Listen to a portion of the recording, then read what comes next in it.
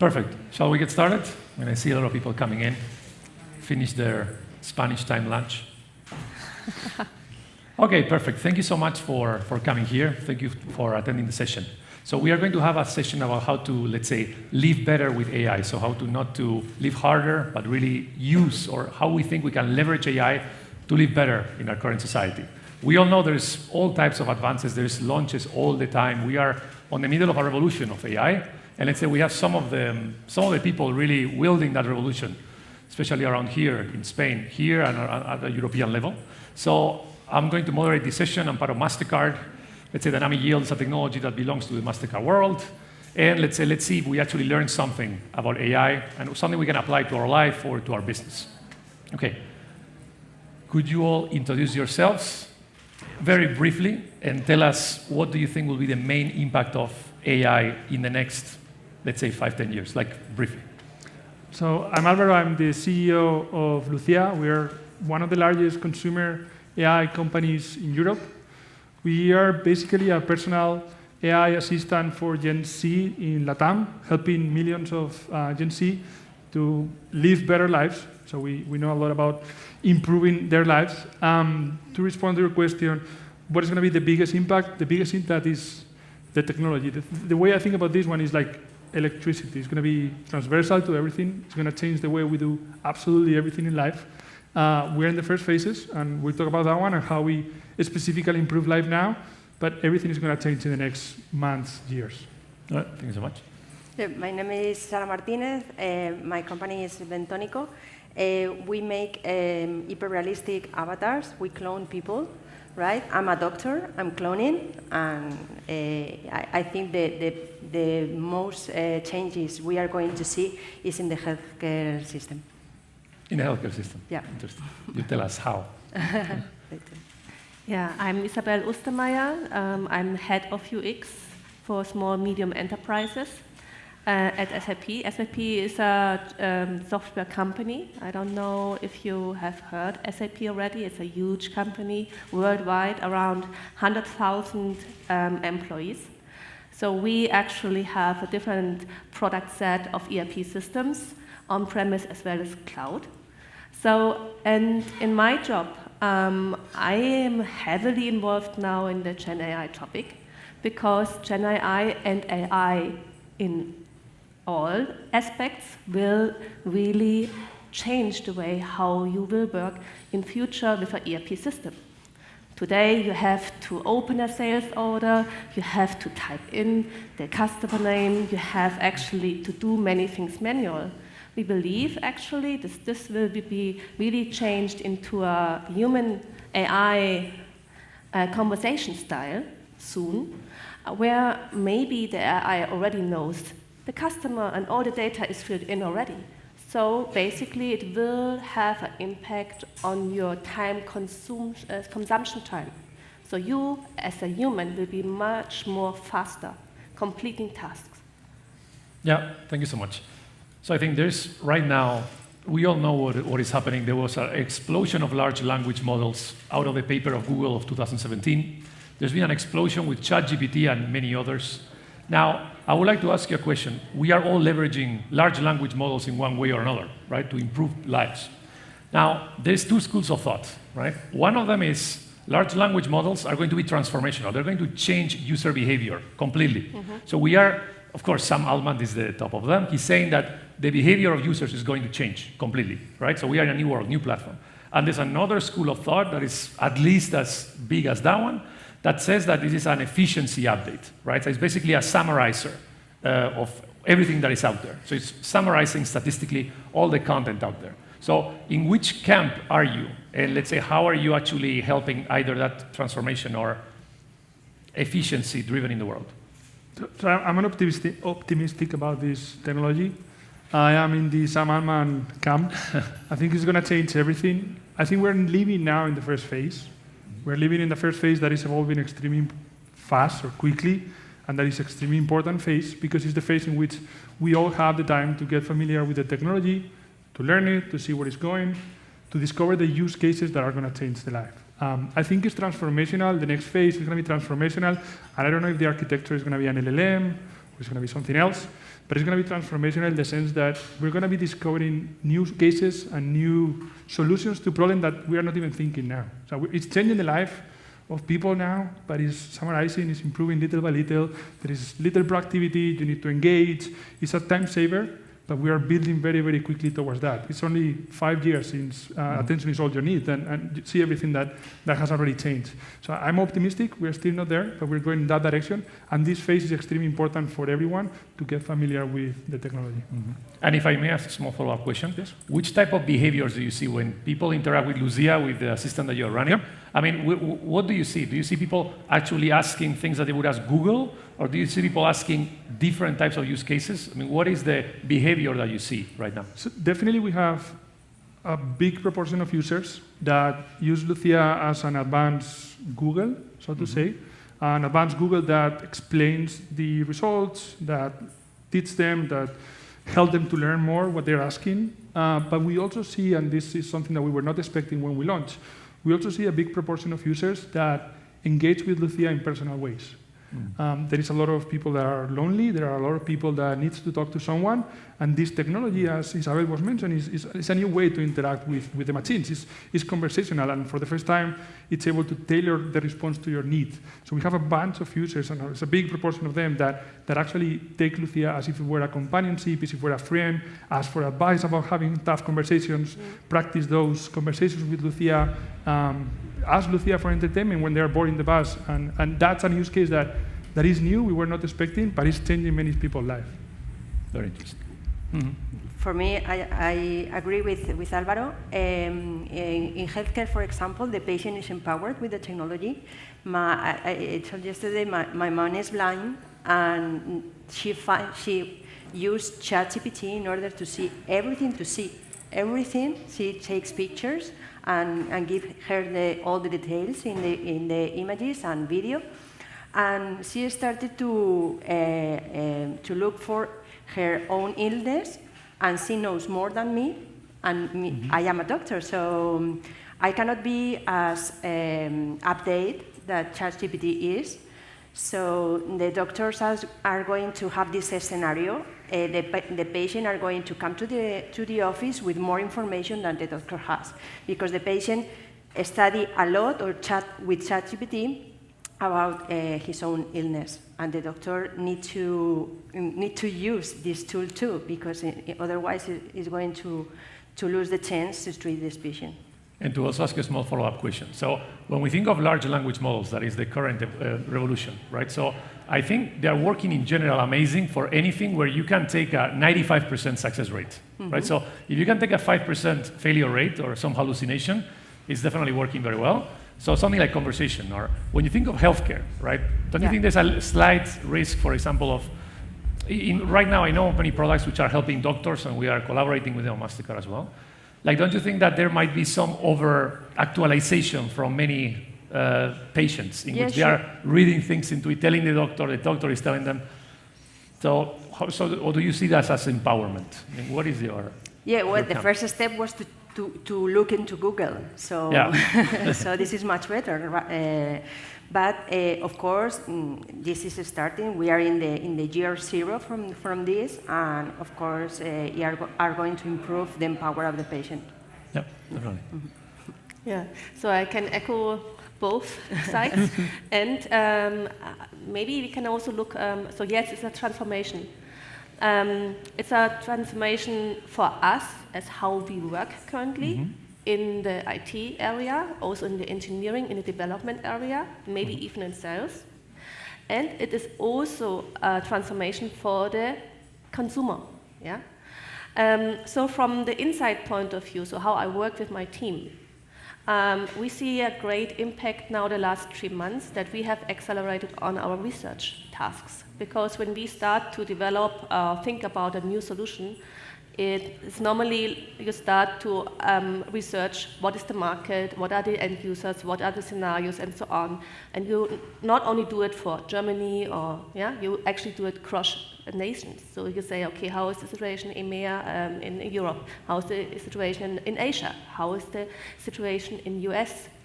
And then We actually use now the ChatGPT to ask, okay, show me a life of an accountant working in Berlin. Yeah? Show me the way of a day of an accountant working in Shanghai. Show me a day working as an accountant in Denver. And now show me the different kind of differences because of country or whatever. This is so quick and so good. This is how my team is now starting to use really AI, the generative, to accelerate the work. Yep. That's what we do right now. For us, it's new. Yeah? So this is something what we try to do now for my kids. This is common sense. So when we talk about what are the expectations, maybe in 5, 10 years from now, the kids will be the one who will decide if this is a cool product, yes or no. Can I talk to the product, yes or no? Yeah. So this is actually what we are currently on a transformation, but the next generation, they just grow into this. There is no transformation. The expectation will be directly there. How does that work for you? Because we were doing some of it, and of course we are using AI and launching it across MasterCard. Our CEO he's German, but he's a big believer of AI. So we were actually working on it quite a lot. And only when we started working with multi-agentic LLMs is when we really started seeing no errors, right? Because if you work with traditional large language models, I think that for the use case where somebody will talk to the LLM and really get empathy, we are seeing that empathy is off the charts. So in some of our studies, they're getting even more than physicians on the health tech industry. And when you look at research, sometimes it will summarize it and it will make a mistake, right? You don't know where, because it sounds very convincing. But it will make a mistake. So until we started having several agents checking each other's work, it almost took us, we found out too late. Of course, you need to check it. So what we see right now, it's a good tool, to actually start something and then to build on it. It's not a tool to trust just right away. This is not what we would recommend. But it's a good way to do the first step and then to do a double check. Definitely. I also have a question for Sarah. So you mentioned before, so you are on the world of blockchain, on the world of AI and health tech. How do you see the difference between, there's two types of models. There's a lot of startups and technologists that are building models, for example, for radiology. So they're saying, okay, this model will look at the radiography and it will be much more precise. It should at least be together with the doctor, but of course their goal is that it replaces most doctors, right? And on the other side, you have the, again, large language model side of things. And then, of course, you can bring this together with the world of blockchain and how we can actually make packages into data, right? How do you see this affecting healthcare? Or how do you see these pieces coming together from your experience in hospitals? Yeah, we are working in both spaces. Milobionic is a company that have real estate in blockchain, right? You have the security token with the property and the utility token from the service, right? And we are managing this hospital with AI. So both technology are using and are added for this workflow. And we use blockchain too in order to make your avatar trusted, confidence for people. We have, for example, as a doctor, I have my medical number, identity, in the blockchain. So you tokenize your health data? Yeah, not my health data, my number of my license. Got it. My license in blockchain, because when I am in a video call, could be me or could be, you don't know where are behind the screen. So we use blockchain to validate that the doctor that you are seeing behind is a doctor, is a real doctor behind that trained the model of ChatGPT or something like that. Yeah, it's interesting. So in MasterCard, we're doing something very similar with payments, with cards, which of course we are reducing fraud significantly, tokenizing, let's say cards, just making it a token that will help you on checkout level. But yeah, it makes sense that it would get to the healthcare as well. I also had a question for you. When it comes to content creation, so we are playing quite a lot with the new video creation tools. So we have a beta of Sona, like let's say OpenAI is launching even now. So they started with ChatGPT, of copy, then they moved into Stability and DALL-E, like image generation. And now, of course, we are moving into the video, right? And the only thing basically that's stopping the video from spreading right now is the lack of GPUs. So I mean, NVIDIA and their crazy valuation, it's because of something. How do you see that evolving, right? Because when we are able to generate any type of content, so this is already way beyond, right? And I guess that it goes, in my mind, flows directly into your vision, right? So how do you see that evolving, or how do you see that impacting user behavior? Yeah, I think there are two underlying questions there. One is, from a model perspective, I think we're going to very close converge towards one architecture for everything. We've seen that with 4.0, with the new model Omni, in which before, if you wanted to interact via voice with ChatGPT, you had to first do the transcription from voice to text, then do the inference, and then transfer that back to audio. That loses a lot of information, because it's not the same to say, hey, how are you? Like, that tone and that motivation is a lot of information that we are losing with this first generation of models. That's going away. With the new ways to encode information and get that transformer to work in a multidimensional space, that's not going to be a problem.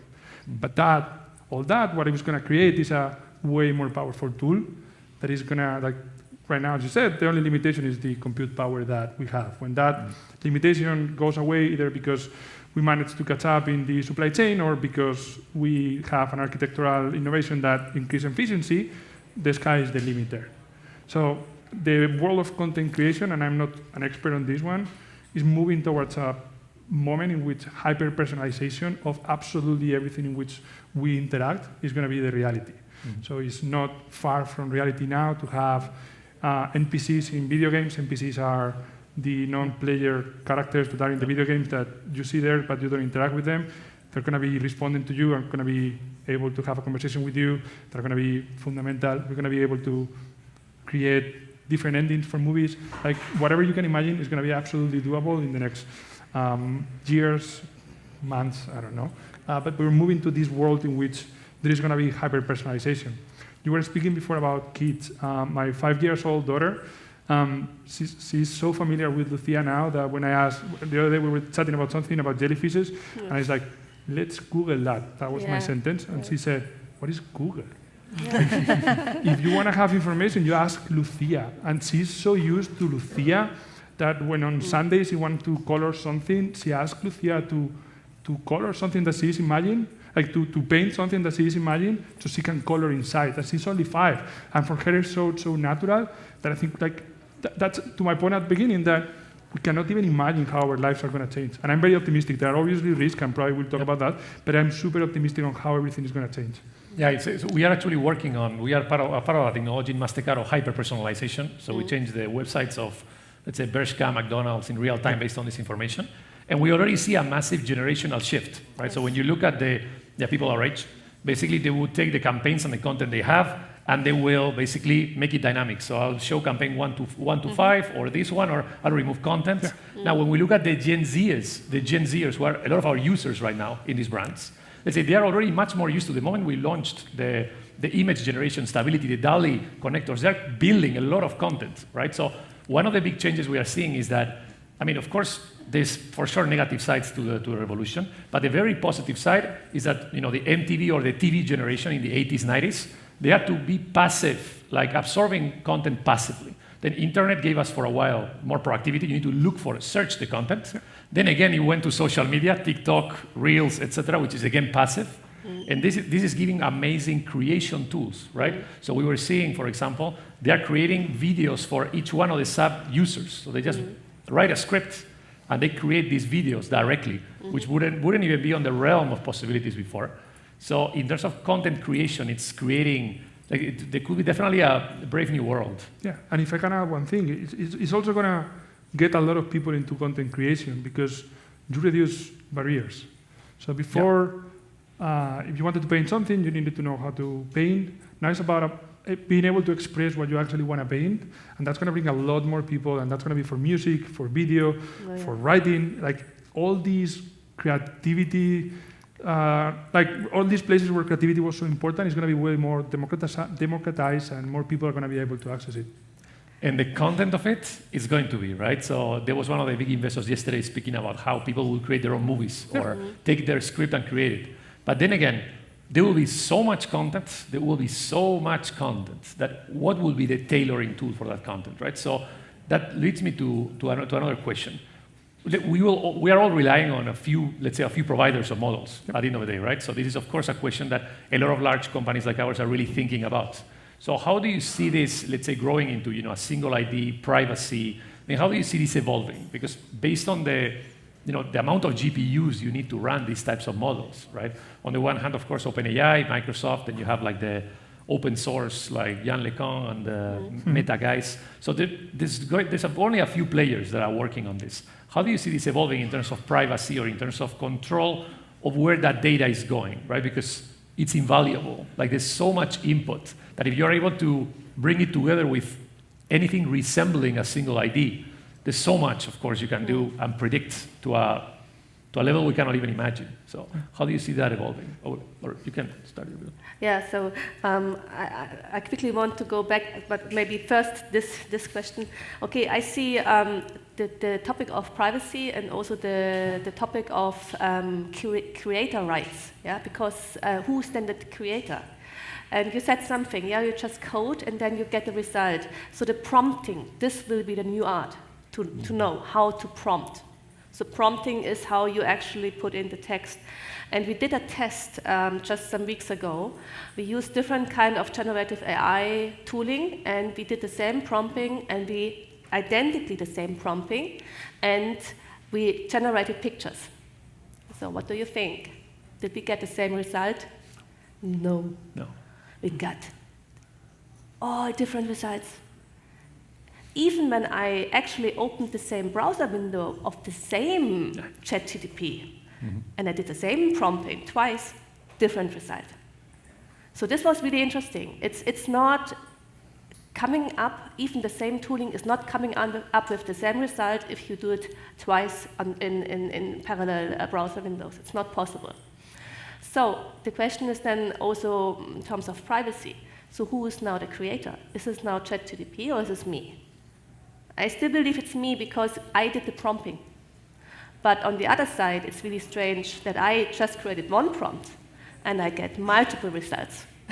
This is actually insane. Yeah. So then back to your kid. Yeah. So generation alpha. So this is the name of this generation, alpha. My son is also generation alpha, and he is now becoming 10 years old. And he's asking me, why do you type? Speak. When I'm out looking and just do my emails, he's every time, Mom, why do you type? You don't get it.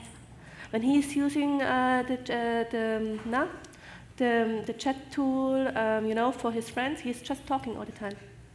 And I think this will be also the experience what we will need to serve with ERP or any other apps in future. So maybe I did not 100% answer your question. Yeah, sure. I mean, my question is, that was definitely part of it, and that was a neural network. We also work completely on neural networks, on predictions in MasterCard. Yeah. When we have a pure neural network, of course, we don't even, and that's one of the challenges of regulation of AI, right? We don't know exactly, we cannot predict 100% with a given input what the outcome will be for a user. We just know that the model is performing better given the restrictions we are applying. Yes. Right. So when I think of privacy, I speak as well about we are prompting or we are sending prompts from a single device, let's say to several. Let's say we are using the APIs of only a few models, right? Where we are actually asking them a lot of things, and we are giving away much more than we think. Because I mean, we can take a few signals and predict amazing things with our data and our neural networks. So I can only imagine what we could do if we were at, I don't know, Gemini, OpenAI, or nothing Google couldn't do before, but still, how do you see this evolving, or how do you think we could, say, avoid any of the curtails that are here? I think it comes with the negotiation and the terms and services of each of the providers, and then you not need to trust them. OpenAI says that they're not using the inference of corporate customers to train. I believe them. If I were MasterCard, maybe I would have more questions to ask. But I think we can differentiate two periods in time. The one in which we live now, where that information and everything that is available online has extreme value for these companies, and that's where we are living right now, because we are in a race for more data and more compute power in order to do better models. once the ability of the models to create synthetic data, and that's data that is valuable for training, that's not coming from prompting or is not coming from the internet, kicks in and becomes really valuable, our data is not going to be useful for them. So there's already this paper from Gemini that they were able to solve for the first time math problems that no one was able to solve before. That's training data that they couldn't get if it not work because their own model was able to solve that. And that gets to the idea of self-improvement and all this stuff. So I think when we get to that point, private data is not going to be that relevant. And so I'm not that concerned. Again, I'm optimistic. Yeah, so you're a I'm believer. not MasterCard. You're a believer in the power of synthetic data. So it depends. You have like the two camps. Yes. Those that think that there will be a lot of creation of synthetic data, but it will only take into account the past, not the future. So it will place a bigger bias on the past, and when there's changes, we'll need to adjust the models, right? So we have a lot of data that is created also by large language models that will then, of course, create a bias for future large language models. Yeah. Right? But to the topic again with the data privacy, so especially in Europe, we do have this data privacy regulation. So I believe there will be some more rules coming up and boundary conditions, even for us here in Europe, how much we can use AI and how much data it can read out somewhere. I do have a team in Shanghai. When I see what they do in Asia, you can never do in Europe. And then when you see what they do in the US, we can never do in Europe. So let's see how that whole ethics and also privacy topic will evolve worldwide, and especially also for Europe. I think there's a lot of things currently in the making, right? And at the same time, it's a double-edged sword, right? Because if we limit without understanding, of course, we are also curtailing growth on what could be the fourth industrial revolution, if you want to call it, right? So that's also like a limitation where we should be able to explore before we limit, which is, I guess, where most of the debate is right now. So let's say with all this coming together and with large language models, let's say coming and evolving and creating all these changes, let's say, how do you see so there's more and more models that will predict and will show the right content to users, right? And at the same time, the attention span of users is dropping. So as a consumer myself, I get all the time more and more relevant content from different places. More and more, let's say, so it's many times not guided by my interest, but guided maybe by the interest of those who are sending me the right message. And again, I think that's actually, the fact that we are able to raise the bar in terms of relevance is amazing. As a consumer, I mean, how would you actually deal with this? Or what do you think is the future in terms of 5-10 years? As the sophistication of algorithms gets higher, the content available skyrockets. How can I ensure that the content that is shown to me is the most relevant to me or based on my goals? That will be a good question to answer because I don't know. Do you know the book Quality Land? No. This is a book from a German author, but it was actually quite famous. And in this book, he actually describes the world, how it would look like, especially in such an environment. It's amazing. It's funny, but it's also scary because you will get brainwashed, sort of, because you only get one type of content all the time. I think the challenge will be how to really keep the variety, how to not get brainwashed in a way that you only get one type of content all the time. Yeah. For the key AI researcher of Meta, ironically, the key way of avoiding this, he's doing open source models. You need your own model to be the one that basically arbiters your priorities. Where you need a model you are training, you are training on which type of content you want to see, which are your actual goals. Not to be constantly either persuaded or to have to push back against being persuaded. Right? So this type of like model in which they're trying to build, of course, if Meta owns it, there'll definitely be some kind of vested interest. But this is basically one of the conversations that we are also having internally, how we can actually fit there. Now, when you think of as a company, right? So when you think of yourself as a retailer or as a bank, I mean, how would you adapt, or which steps would you take now, looking at this revolution? So, in order to, let's say, seize this opportunity, there's a lot of hype, but there's a lot of things happening which are clearly going to transform the world to a higher or lesser degree. So which are the steps you would take as a retailer or bank, as a brand right now, based on everything that is happening, to try to, what do you think that will be obvious in 5, 10 years that everyone should have done now? When I consult with companies, what I always tell them is just start with somewhere. We need to develop the talent, we need to develop the experience, we need to develop the infrastructure in order to be able to interact with what is coming. If we try to forecast how the technology is going to be in a year, it's impossible unless you are Sam Altman or Jan LeCun or someone that is inside these AI labs. So just start somewhere. Take the most simple process that you have in the company and try to automate it and see how it works. And develop the team, develop the talent, so you are ready for whatever is coming. My opinion, I don't know, but talking what is going to happen in 10 years, but in healthcare, a lot of time you haven't got time. Mm-hmm. And if ChatGPT or this kind of artificial intelligence have the solution, but I haven't got the law in order to make the compliance, in order to save lives, this is something that Europe need to change this field for us. Mm-hmm.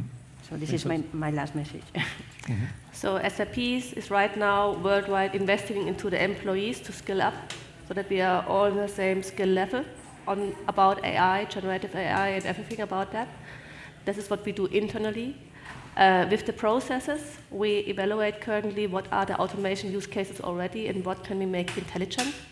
Yeah, this would be our AI use cases. And on a interface level, we have currently a project at SAP where we talk about, actually we want to launch tooling where I just talk. So actually no UI anymore. This is one of the future projects we are currently working on. Very well. Okay, thank you so much. Thank you, everyone. Yeah, thank you.